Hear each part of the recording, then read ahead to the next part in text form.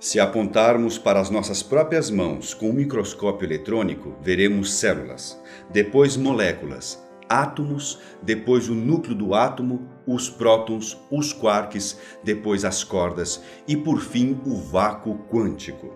Existem várias correntes da física e formas diferentes de suas análises quanto o assunto é física quântica. Mas existe um consenso: tudo é feito de átomo. A sua mão, a cadeira que você está sentado bem aí, o pelo do seu gato, a pétala de uma flor. Absolutamente tudo ao nosso redor é feito de átomos. Se você quer saber um pouco sobre o universo do átomo, assista ao vídeo anterior dessa série. Alguns estudiosos acreditam que por trás de tudo está o vácuo quântico e que dele emana um potencial gigantesco de energia que poderia explicar muitas coisas sobre a criação do universo. De um lado, cientistas que tentam provar a existência de Deus através da física quântica. Do outro, céticos que não acreditam nessa possibilidade. Se Deus é uma energia que está em tudo, presente em todas as coisas do mundo e que emana a sua força sobre nós, o seu nome poderia ser vácuo quântico. É isso que muitos estudiosos acreditam. Eu sou Uriel Martínez e esse é o Porquê das Coisas.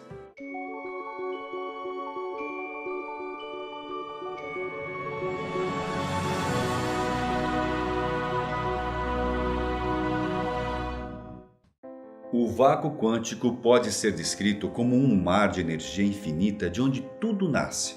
Esse oceano está por trás de todos os átomos que constroem o mundo, como se fosse o primeiro tijolo de uma construção. É através da energia desse vácuo que a matéria passa a existir. Mas se somos realmente energia, será possível o nosso pensamento criar a nossa realidade? Um experimento que abalou o mundo científico nos deixou esse questionamento. Os cientistas colocaram em prática essa experiência pela primeira vez há mais de 200 anos. Eu vou te explicar bem melhor. Dá só uma olhada.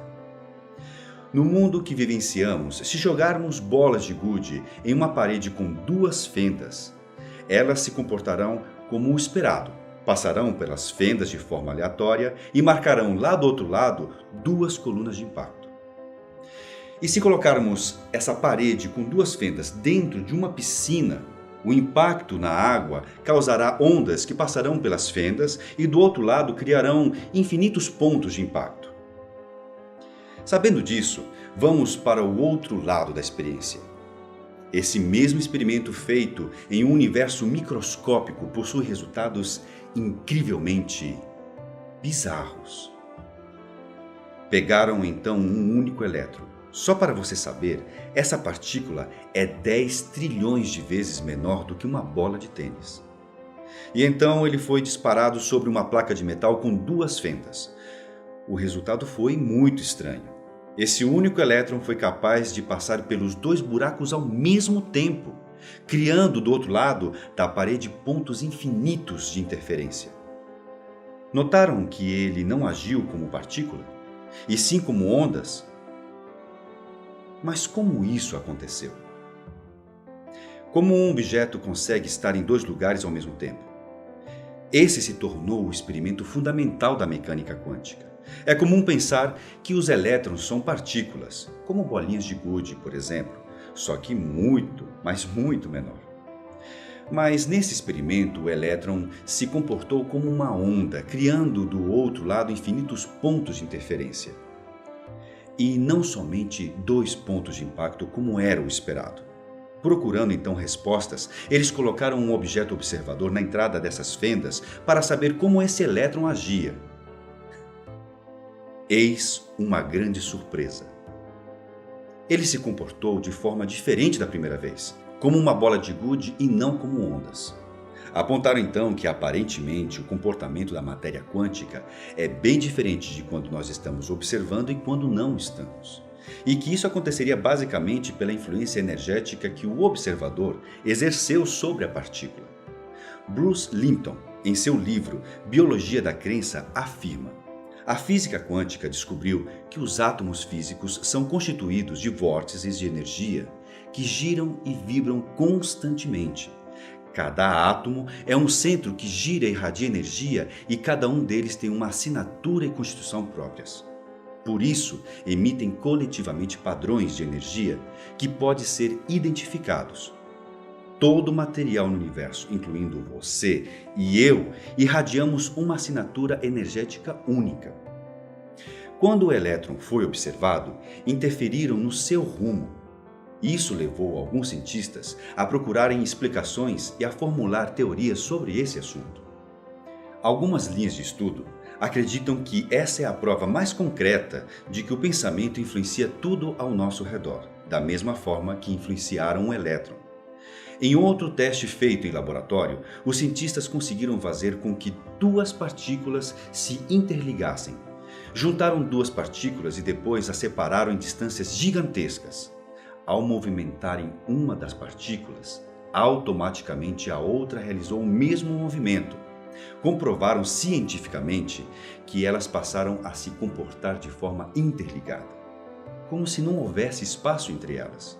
Esse fenômeno é conhecido como entrelaçamento de partículas e pode explicar perfeitamente a possibilidade da telepatia e reforça a ideia de que o pensamento pode modificar nossa realidade. Atualmente, a física entende que os elétrons podem ser ondas e partículas ao mesmo tempo, dependendo da forma como nós, observadores, agimos.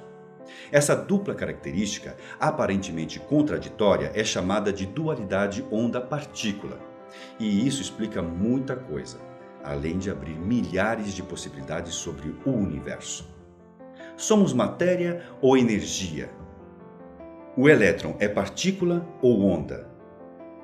A resposta para as duas perguntas é simplesmente a mesma. Somos tudo ao mesmo tempo. Por isso, a mente e o corpo devem seguir juntos. Segundo estudiosos de física quântica, pensamentos negativos atraem acontecimentos ruins. E dessa forma, atraímos a doença, as dívidas, relacionamentos ruins e etc. Assim como observar o elétron fez com que ele mude o comportamento, agir na vida com um pensamento ruim te trará uma realidade desagradável. Se o nosso pensamento atrai a nossa realidade, então somos responsáveis pelas energias que atraímos para nós. Por exemplo, quando pensamos muito e temos medo de ser assaltados, saímos de casa com esse pensamento, logo a energia que você emana pode estar em sintonia com aquela pessoa que já sai de casa pensando em assaltar. Mas se tudo que eu penso pode acontecer, daí você me pergunta: então por que eu nunca acerto a bolada da Mega Sena? O motivo é que você não acredita de verdade que pode ficar milionário de um dia para o outro. Somos mais condicionados a acreditar que seremos assaltados ao invés de ganhar uma bolada na Mega Sena. E você, o que tem pensado nos últimos dias? Está pensando em adquirir mais conhecimento? Então inscreva-se no nosso canal. Esse foi o Porquê das Coisas. Até a próxima dimensão.